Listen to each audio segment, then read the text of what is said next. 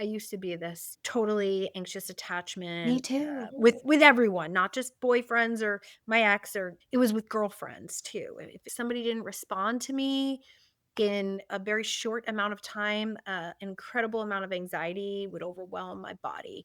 And I had no idea about the concept of self-soothing. Crazy, right? Because I'm a psychologist. I should know these things.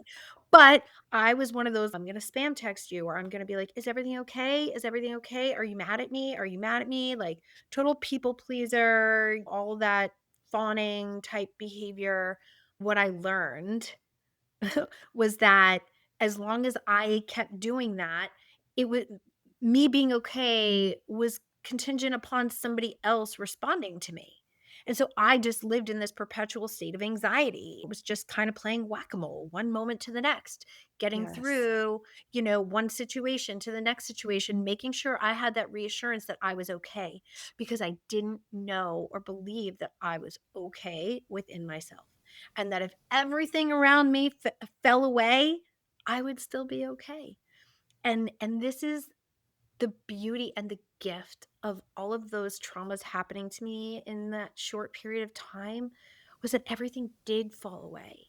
And it took a lot of work and support and faith and grit to just be like, I am going to make a comeback here. Both anxious and avoidant behavioral patterns are forms of self abandonment rooted in a need for control. Anxious patterns seek control by pursuing closeness, over explaining, people pleasing, or monitoring connection to prevent abandonment, while avoidant patterns seek control by creating distance, withdrawing, ghosting, minimizing needs, or shutting down vulnerability to avoid feeling overwhelmed.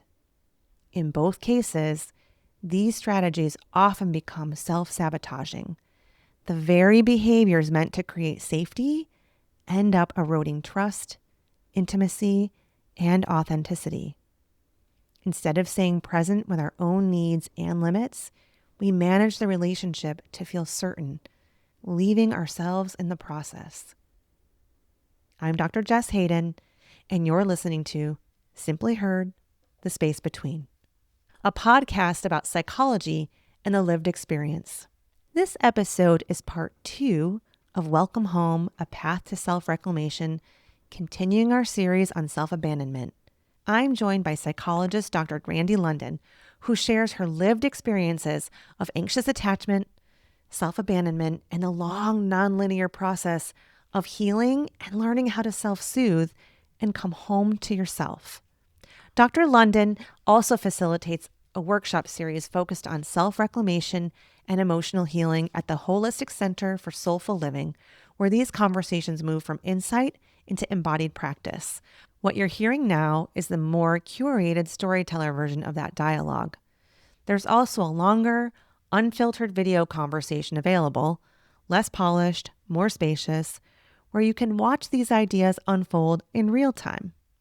Today, we're going to go deeper into the nervous system and talk about coping strategies and the subtle ways we leave ourselves. This is about noticing those moments with compassion and choosing again and again to come home to ourselves. And I did all the things. I did the hot yoga, even though I wanted to run, the acupuncture therapy, the workshops, the retreats, breath work. Oh, breath work is just incredible work. But all of these things I did in the effort to be able to soothe myself and to release the things that were not serving me, and to learn my own tools and practices to create what I tell my little kindergartners, right? I filled up my own tool belt. So that was the process for me of coming home to myself. This work is lifelong. It's not, I did the work and now I'm healed. It's a practice, like mindfulness, right? Where we notice it and we come back to it. We notice it, return it over and over and over again. We have to practice this. We know when we're self-abandoning. And Yes. and I call it self-editing. We call it editing, and we do it all the time, especially when we first meet someone. When we first meet someone in a relationship, we're really like You meet their representative and you present your representative. You're the best parts of yourself. Tell me if a year later that person looks to you the way they did when you first Right. started dating. You had asked in your notes when you sent it to me, what are some of the subtle everyday ways we abandon ourselves? And Mhm. I said, I love this question because this process of coming home to ourselves starts with realizing these little moments and realizing and recognizing when we are editing ourselves. So it's like, I'm getting the text with an invitation to go out with the girls for drinks after work, right? And you're exhausted and you actually can't wait to get into bed and just Netflix. And maybe you've been feeling not so hot about drinking, right? And maybe you've been having some thoughts. I don't know if I really want to drink. But you're like, how can I say no? I'm going to miss out. So you say yes, go through the motions, and then you get home and you lay your head down on the pillow and you're like, "Oh, I feel like crap," and, like, something just feels off. You didn't really wanna go, you really didn't wanna drink, and then you're like, "Why'd I do that? I knew I really didn't wanna go." And you're like, "Whatever, tomorrow's a new day, we blow it off." And it's these moments like this that add up, and the more we make those choices, the more times that we don't honor our no, the further and further we get from hearing that intuitive voice. It's there for a reason. It's our compass, it's our true north. There's a reason it's there. So to me, self abandonment is really when we edit ourselves, we edit our desires, our wants, our truth, usually in order to make someone else comfortable. It means we get this gut feeling when we know that our yes is actually a no, or when we stay in a relationship that we know intuitively is not healthy for us. We actually convince ourselves to shrink for the sake of someone or something outside of us so that they're comfortable, not really taking into consideration what makes us comfortable and what's true for us. And we've learned these things along the way. And this is part of the work of self-reclamation is exploring these stories. How did we get to this place where we've learned that it's necessary to change ourselves in order to be okay? And usually it's in the attempt to avoid some kind of feeling that we've convinced ourselves is completely unbearable. Like we're going to die if we actually feel it. And usually, what I find with my clients and for my own self is this is oftentimes the feeling of rejection or abandonment. And a lot of times, those feelings and the fear of having that experience of those feelings can be traced back to our early childhood experiences, also to the models that we've had in our lives. And for me, that's been a pattern across decades. God, I look back at my writing and realize I've been circling the same themes for a really long time. I forget the practice for a while and then I come back to it. And what I'm really working on now is not abandoning myself when discomfort shows up.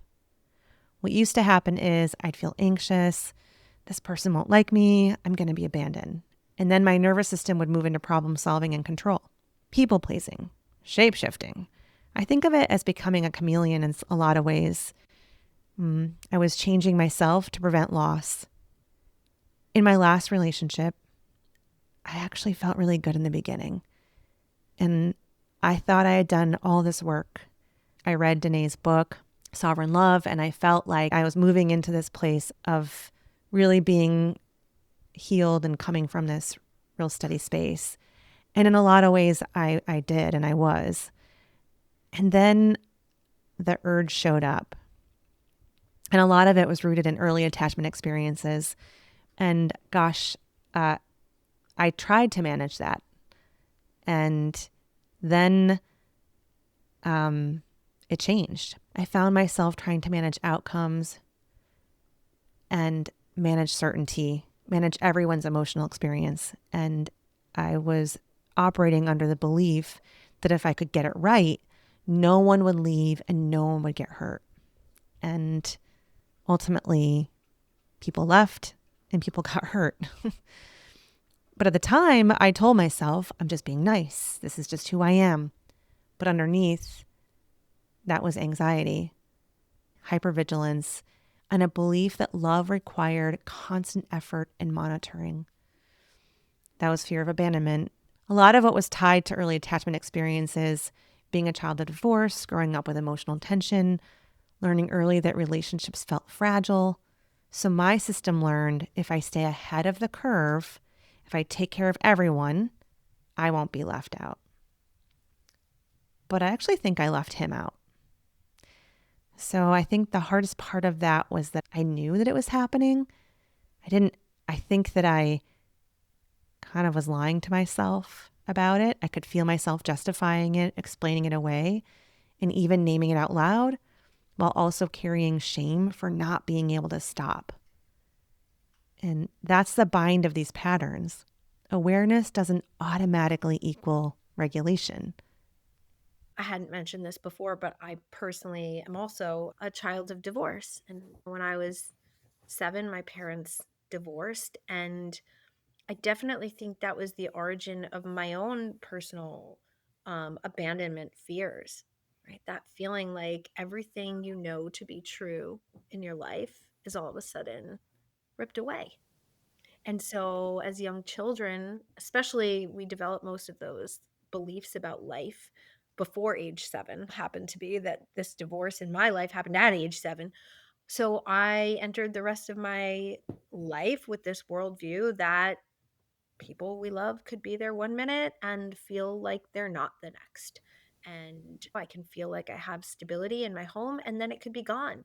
So, I need to do anything that I possibly can to keep it, even if that means abandoning the things that are true and real for me, if that means not speaking my feelings, if that means contorting myself, if that means editing myself, if that means shrinking myself, whatever it is I need to do that to keep the people close to me that I believe that I need in order to be okay.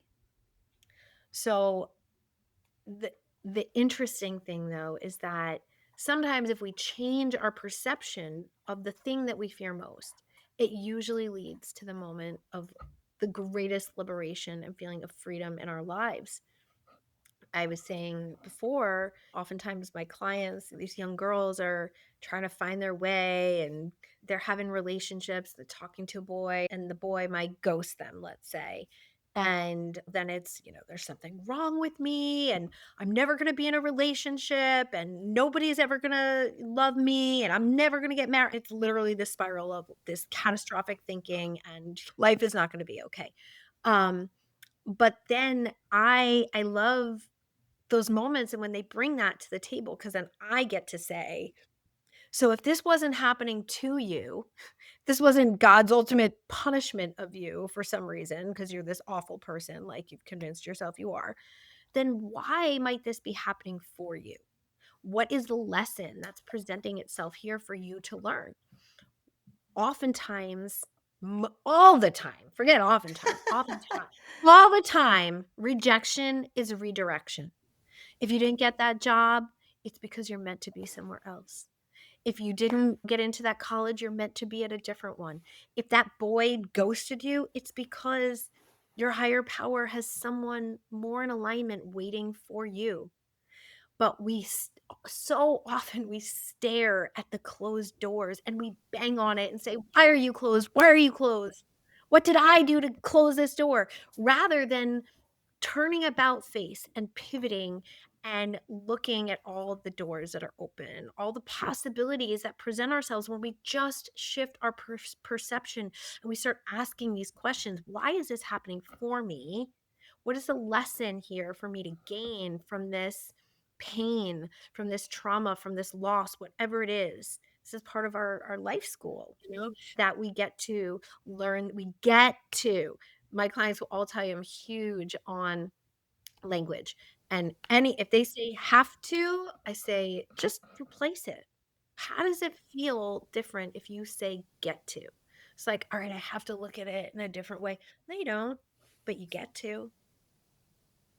Now you get to get curious and get to explore what is really truly meant for you. And we know if you believe in energies and frequency and all of those things, when now you put out this like energy and frequency of curiosity and openness and opportunity and excitement about what's next, that's when you become a vacuum and a magnet for all these awesome things that are happening to you.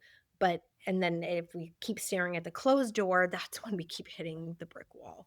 So, yeah, that kind of went off there, but yeah, self-abandonment is really this thing that we do with the goal of being in control. But control is really just an illusion. Oh, control is such an illusion. Mm. When someone notices this self abandonment, what's the first small, compassionate step towards self trust, towards coming home to self that you think they can take? I mean, I think that the first thing that we really need to do is get in touch with our bodies. I think Mm. so many times we are in our brains, we are ruminating, we are anxious, we're having worry thoughts, we're stuck on things that happened in the past and playing situations over and over and over again. And so many times we literally forget that we are existing in this human body with a beating heart and an entire nervous system.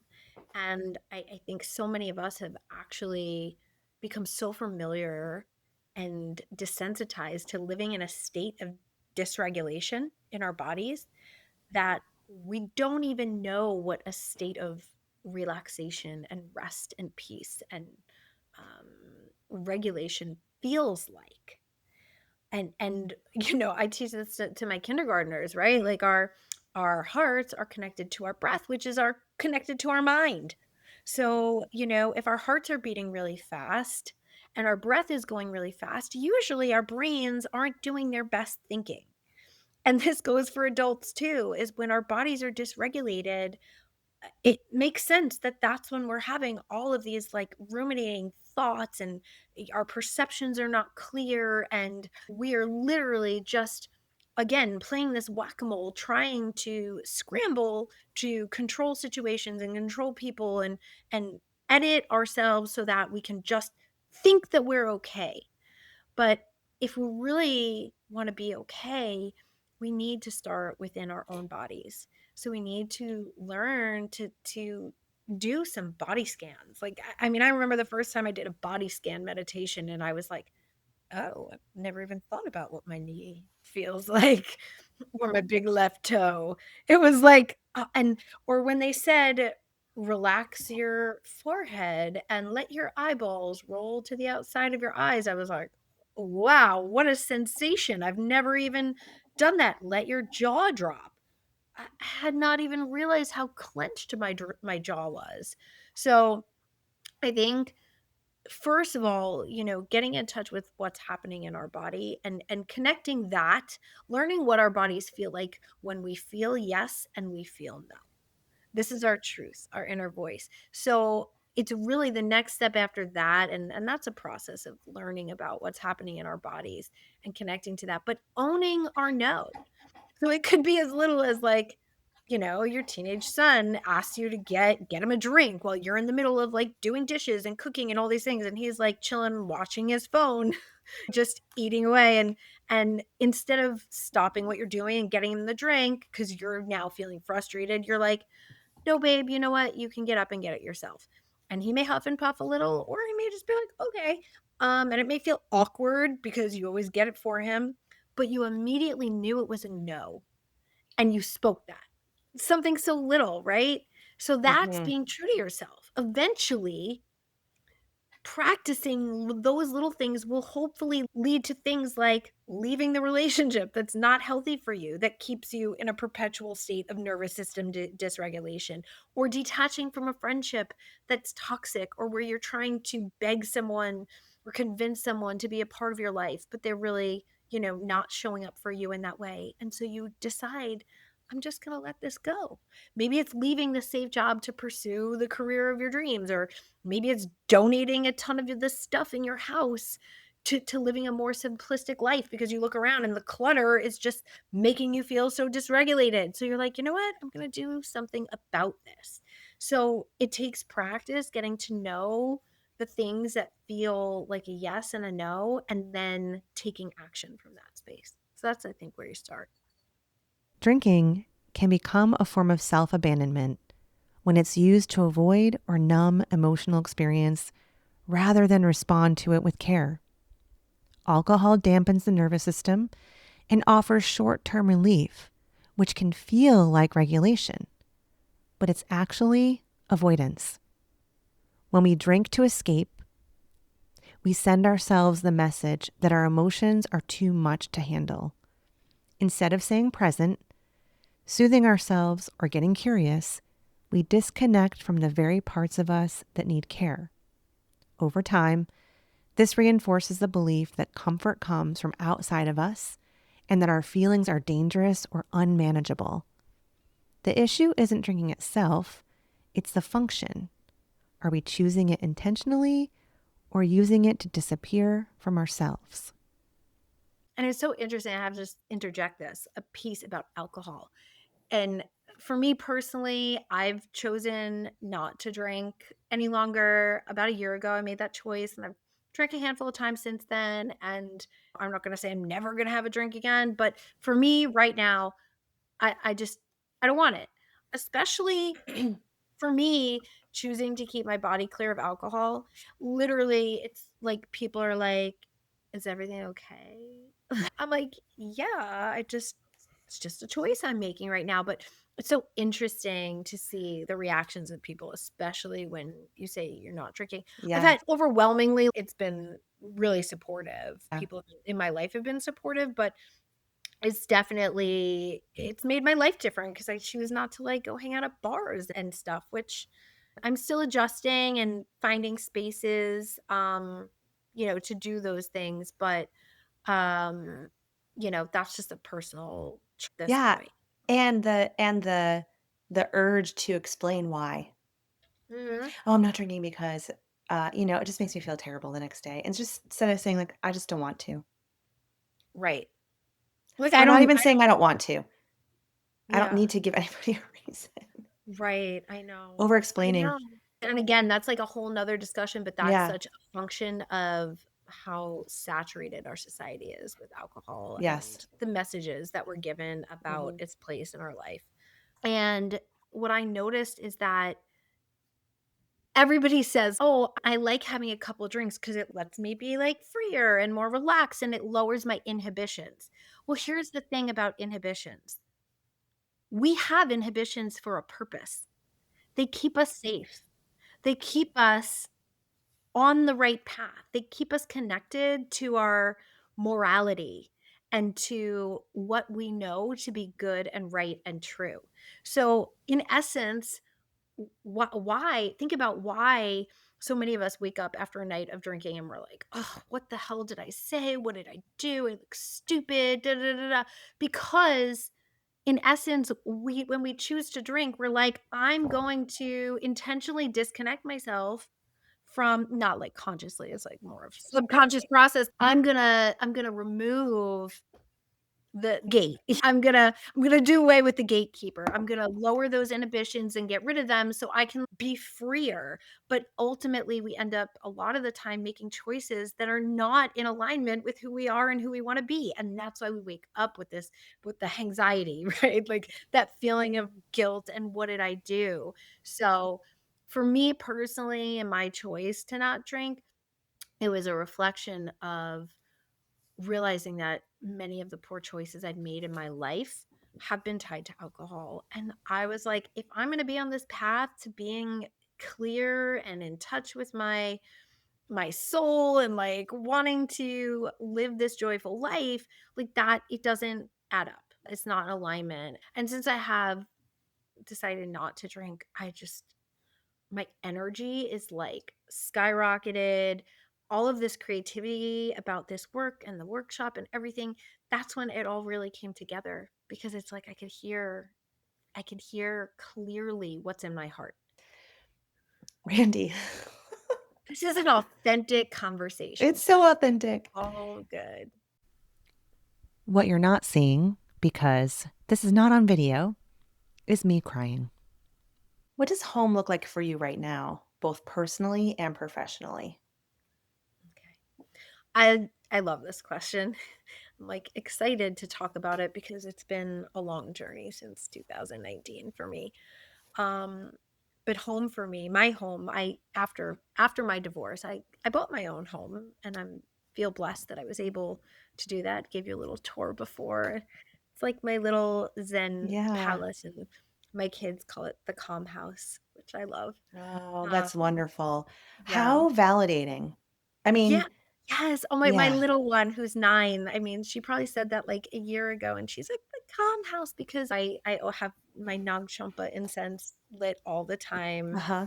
and I keep the lights low, and it's just I've been really committed to making it a space. So, that's my physical home, but after being married with my ex-husband for almost 20 years, we met when I turned 21. Wow. And then right out of that, you talk about not sitting with grief. I was in relationships for the next 3 years, basically, only being single for a couple weeks at a time, probably in between. But I am choosing to be single for the Mhm. first extended time in my life. Yes, me too. Yes.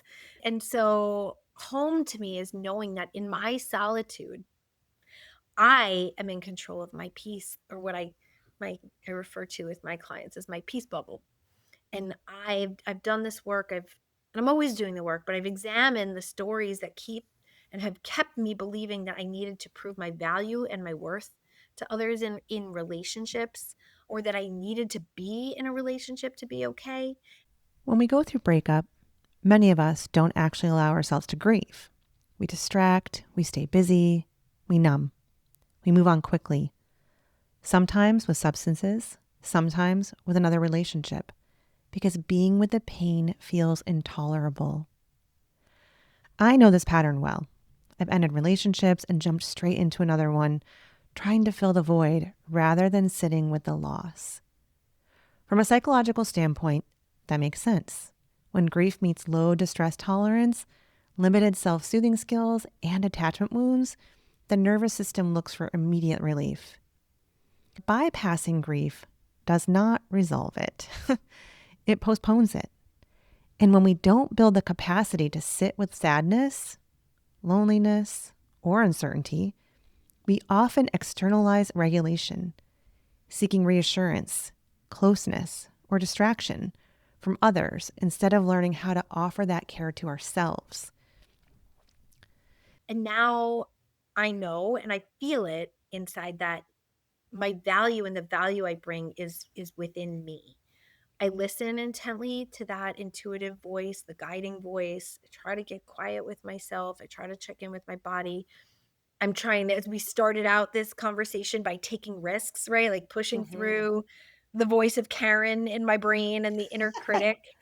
I'm aware of what's happening in my body when I'm feeling discomfort about being authentic, and really pushing through that. I use my tools to remind myself that discomfort's temporary, and that what I have to gain or what I have to offer someone on the other side of it is worth so much more than just staying comfortable. And it's work. It's not like I've done this healing and I'm good, right? Like this morning thinking about the podcast, I woke up and I had some anxiety. And I did some yoga, Peloton yoga, and Kira Michelle's just awesome on Peloton. And I did a 10-minute meditation and reconnected. And then I had a long drive home from Ithaca, where I was for a psychology conference, and I intentionally took in my surroundings and the beautiful sky and the colors of the trees as I was driving, and I was intentionally creating a positive energy within myself to get prepared for being present here with you tonight. Um and so in this space, I feel like a lot of really amazing things are happening for me, and all these beautiful people and experiences and opportunities are flowing in. I mean, just having met you and being here with you right now, like that was not a possibility 6 months ago. Um so I just want anyone listening to this to also know that this, like, all these beautiful things happening, it doesn't come without moments of grief and pain. It Mm. doesn't mean I don't have these difficult or uncomfortable feelings, but the difference is I don't escape them. I don't rationalize, justify, control all those things I used to do. I feel them, I process them, driving alone in the car, listening to like, some really emotional music. I'm a crier. I love a good cry, and I just allow it and flow through me. And um that's been my release. But now, I just kind of invite them in. I invite the feelings in, and I also Mhm. keep up my daily self-care, whether it's going to the gym, hot yoga, breath work, or any other crazy stuff that I do to stay healthy and connected to myself. Ooh, I wanna Really. just ding your crazy. You just said my Oh, crazy stuff. yeah. It's not crazy. Oh. That's a Well, judgment. yeah. Yeah, it is a judgment. It is a Yeah. judgment, and yeah, that is another step, right? Like in people who really want to transform and do these different things or curious about other things. Again, there's that inner critic or the voice of society's judgments. Yeah. So, but really, home for me is living in my peace bubble and being so intentional about what I allow in and having my boundaries set for what I want to keep out. Mhm. And having been single, someone asked me out on a date and I was kind of interested.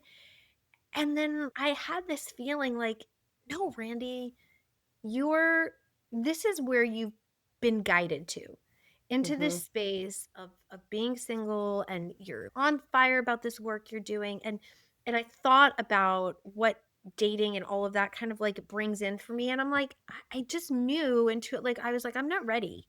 And I was very honest with him, and he was very respectful, and I was Yeah. like, okay. And that felt so good. I was like, yes, I own my no. Yes. I haven't done that in the past. I've always been grasping, and especially with men, choose me, choose me, choose me, make me feel worthy, valid, all those things. And this is for the first time in my life, I'm like, I don't need someone to choose me. I need to choose me, and that's what I'm doing Mhm. now, and that is what home is for me. Because Mm. everyone could go away, and I have the foundation within myself. Yes. Ugh. Shivers. Okay. We have to wrap up. We have been talking for an hour and a half. Well, actually more probably We because could we had probably to talk all day long, we but could. not all. We totally could. Thank you so much for coming on here on this podcast. And I don't know, there's this interesting thing that kind of happened. How did I bite off more than I can chew? This work that I've really wanted to do has gotten so big so fast. I released that first podcast. Before I even released that, I asked people if they wanted to be on here, and you were one person who immediately I was like, "Oh, I've got to ask Randy because you're my people, the work, like this kind of work." Mhm, There's other kind of work too that I'm interested in. This is the stuff that I feel passionate about. This is the in between spaces, the spaces where we come back to center, we come back to self, where we learn about ourselves, where we remember why, our why, where mhm, we are reminded of the parts of us that are very strong, that are solid, that can get through really hard stuff. mhm, And it's not the big win, right? It's like what you did to prepare to get to that big win. It's not the perfect relationship. It's all the work I've done on myself so that I can enter into a relationship that is solid, that is healthy, that is not codependent. And anyway, I built this and they're flocking. They're coming. And it's really exciting, and I feel so grateful to have you a part of it right in the beginning too. So thank you. well, thank you for having me on your podcast. I think you're doing such amazing work, and like I said to you, you have such a wonderful, soothing, and calming voice, and I think the work you're doing to allow people to share what they have to offer, and put their gifts and talents out there, and and add to the healing of the collective, Yeah. is really incredible work. So that's how we heal, is we have these conversations. And Hmm. so I think these are all just little moments that you're stringing together Yeah. for a much bigger purpose. And I'm honored to be part of it. It's exciting. I'm Dr. Jess Hayden, and this is Simply Heard, The Space Between, a podcast produced by Simply Centered Psychological Services in Raleigh, North Carolina. If you'd like to work with me, Dr. Jess Hayden, you can find me at Simply Centered Psychological Services in Raleigh, North Carolina. I'll be sharing clips and reflections over on Instagram and TikTok. You can find me at Dr. Jess Hayden. And if you live in New York, Long Island to be specific, you can find Randie's workshop, Welcome Home, The Path to Self-Reclamation, at the Holistic Center for Soulful Living in Smithtown, New York. It's an opportunity to slow down, be held in community, and begin building that inner foundation we talked about. All the details are in the show notes. If you'd like to work with Dr. Randie London, check out her Instagram page at Lotus Holistic Healing. That's Lotus Holistic Healing. Thank you for being here, for listening, for reflecting, and for finding your own space between. I'm Dr. Jess Hayden, and you're listening to Simply Heard, The Space Between. Take care. Simply Heard is for educational and informational purposes only and is not to be used as a replacement for therapy.